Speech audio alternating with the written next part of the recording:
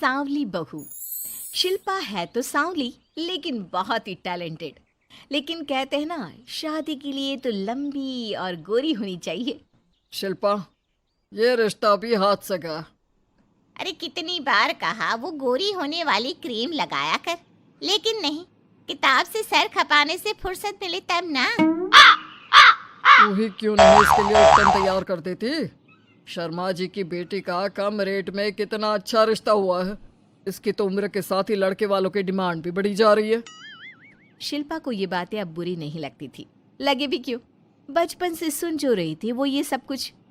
उसके लिए ये तो मात्र एक कान से सुनना और दूसरे कान से निकाल देने वाली बात थी। फिर एक रोज, पापा पापा मेरी नौकरी लग गई है। वाह, अच्छा, कहाँ बेटा? न्यूज़ चैनल में पापा, खबरों को लिखना होगा। हाँ, वैसे भी तेरे जैसी सांवली शक्ल की लड़की को कौन पर्दे पर आने देगा, क्यों? चल, 4 पैसे कमाने लायक हुई है तो लड़के वालों को बोल देंगे कि कमाती भी है, फिर शायद कोई कर ले शादी। हाँ सही कह रहे हैं। वैसे बेटा कल शाम को एक लड़का और आने वाला है, उसे भी देख लेना। शिल्पा को इस बार गुस्सा आ जाता है। अच्छे न्यूज़ चैनल में नौकरी लगने की खुशी भी माँ पापा के चेहरे पर नहीं दिखती। अगले रोज ऑफिस से शिल्पा घर आती है तो सामने बैठा होता है हिमांशु। हिमांशु शिल्पा को देखता है तो पहली नज़र में तो वो उसे पसंद नहीं आती, लेकिन फिर भी फॉर्मेलिटी तो करनी थी। हाँ, ओके, तो क्या शौक है तुम्हारे और खाने में क्या क्या बना लेती हो? मुझे पढ़ने लिखने का शौक है, खाना बनाना नहीं आता, बिल्कुल भी नहीं आता। पर फिर भी क्योंकि ये रिवाज है कि बहू को खाना बनाना होता है तो थोड़ा बहुत बना लूँगी, लेकिन उतना ही वक्त किचन को दे पाऊँगी जितने में मेरा काम, मेरी नौकरी सफ़र ना हो। बाकी भूख तो तुमको भी लगती होगी, तो खाना बनाने की जिम्मेदारी दोनों की ही होगी, है ना? शिल्पा बोले जा रही थी। अब तक जिन लड़कियों से हिमांशु मिला था, शिल्पा उन सब से अलग थी। वो ऐसी ही तो लड़की चाहता था। शिल्पा से बात करने के बाद, ठीक है, फिर शादी 2 महीने बाद करेंगे। वो क्या है ना, खाना बनाना भी तो सीखना होगा ना। मुझे मंजूर है। शिल्पा को भी हिमांशु अच्छा लगने लगता है। दोनों की शादी हो जाती है, लेकिन शादी के बाद से ही हिमांशु का परिवार शिल्पा के रंग को लेकर कई बातें बनाता। क्या बात है हिमांशु, क्या कमी हो गई थी जो ऐसी काली सी बहू ले आया? काली तो नहीं है। हाँ, मेरी शिल्पा का रंग हल्का सांवला है। वैसे आप तो कृष्ण की भक्त हैं, जानती है ना, उनका रंग भी सांवला था। अब सांवले रंग के कृष्ण की पूजा तो सांवली मेरी बीवी खराब कैसे? बात तो सही भी थी। क्यों सांवला रंग खराब माना जाता है? शिल्पा पति का तर्क सुन रही थी। थोड़ी देर के बाद, क्या बात है, शब्दों का जादू आ गया। क्या तर्क दिया आपने सांवले रंग के समर्थन में? तो क्या तुम ही पत्रकार हो? अरे तुम्हारा पति भी कम नहीं है। शिल्पा रोज एक नई तरक्की छू रही थी। कभी विदेश दौरा तो कभी बड़े बड़े लोगों का इंटरव्यू। एक दिन, सुनो, आज का दिन बहुत खास है, मैं मुख्यमंत्री जी का इंटरव्यू लेने जा रही हूँ। अरे वाह, क्या बात है, सही है यार। तभी ससुर आ जाते हैं। बहू, थोड़ा मेकअप भी कर लेना, वरना काली काली फोटो सब जगह आएगी। अरे हम तो शर्म के मारे किसी को दिखाते भी नहीं कि ये हमारी बहू है। न जाने क्या कमी थी। अरे वो शारदा दीदी की बहू देखो, कैसे मक्खन की तरह गोरी है। और नताशा, वो तो ऐसे लगता है जैसे भगवान ने दिल खोल कर रंग दिया है उसको। अरे माँ, आजकल रंग नहीं बुद्धि का जमाना है। हाँ, तो वो दोनों कहाँ पागल है, अच्छा खासा घर देख रही है। शिल्पा को ससुर की बात पर गुस्सा तो आता है, लेकिन वो मूड खराब नहीं करना चाहती। वो तो बस तैयारी करती है कि जल्दी से अच्छा सा मुख्यमंत्री का इंटरव्यू हो जाए और दुनिया देखे। होता भी यही है। शिल्पा जब शाम को घर आती है तो, अरे चाची, बुआ, फूफा जी, कैसे हैं आप सब? कैसे आना हुआ? शिल्पा को आसपास के लोग भी देख रहे थे। वो भी जानती थी कि उसने जो इंटरव्यू किया वो कितना वायरल हो रहा है। अरे बहू, बड़े लायक हो तुम, औरत होकर दुनिया की इतनी जानकारी। कितनी समझ है तुम्हारे अंदर। वाह वाह बहू, तुमने तो हम सबका सीना गर्व से चौड़ा कर दिया। सास ये सब देखकर सोच रही थी कि भाई ऐसा भी क्या हो गया, इन्होंने तो बहू को हीरो बना रखा है। मैंने तो शिल्पा को उसी दिन समझ लिया था जब पहली बार मिला था। मैं तो जान गया था कि ये लड़की अलग है।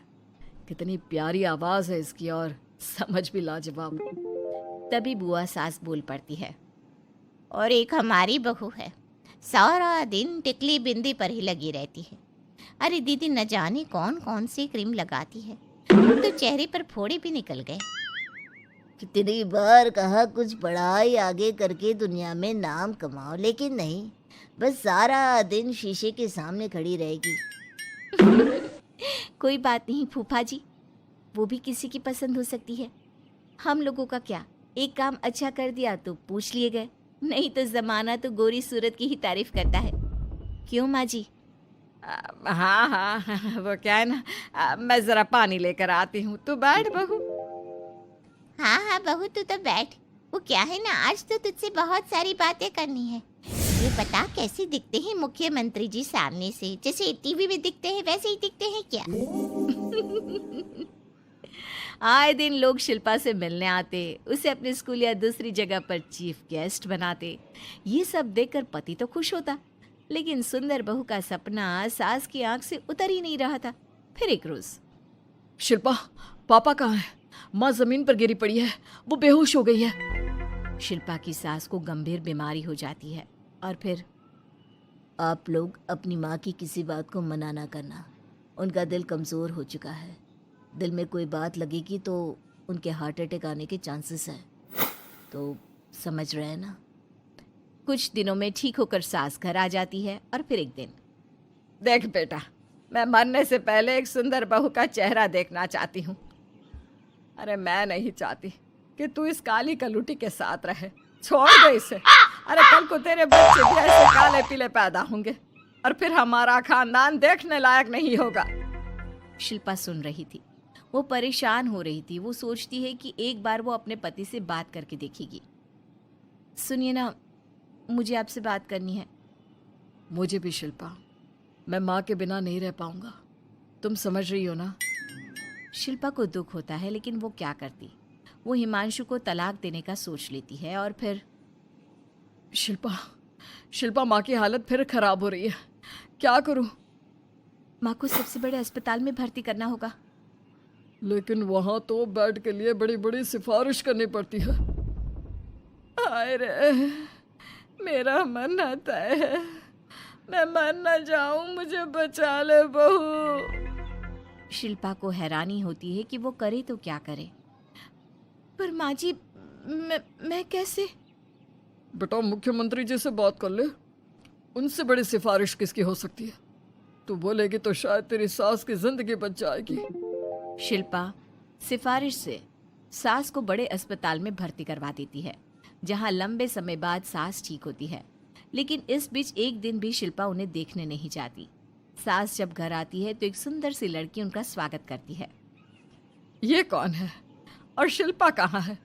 मुझे तो मेरी बहू ही चाहिए। माँ, कैसी बात कर रही हो? तुम्ही ने कहा था ना कि शिल्पा काली है और तुम्हें काली बहू नहीं चाहिए। ये रीना है, तुम्हारी बहू।